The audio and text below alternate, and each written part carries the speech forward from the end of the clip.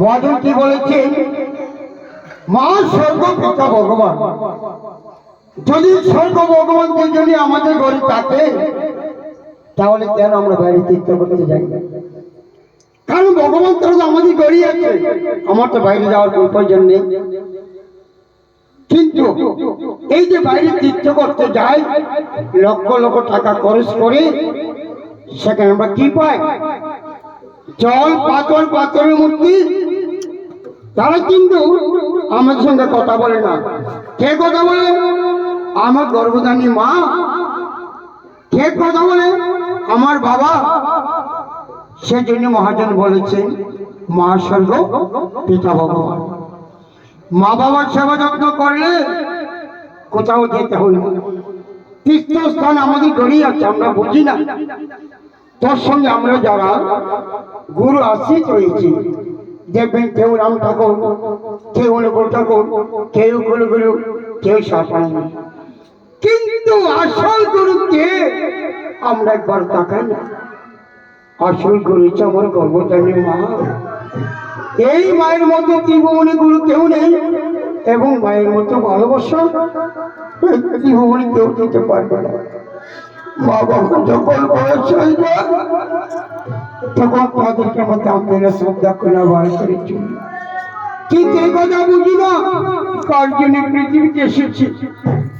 যার জন্য পৃথিবীতে আসা, তাকে আমরা বলে যাব পৃথিবীর ভিতরে শ্রেষ্ঠ ধন। আমি যত কিছু ধন সম্পত্তি দাও না কেন, শ্রেষ্ঠ ধন হলো মা বাবা। মা বাবার উপরে ত্রিভুবনে কেউ নেই, স্বয়ং ভগবানও না। সেই জায়গায় দাঁড়িয়ে গানটি বলছে, একটু শুনে। বাবা তোমার তোমাদের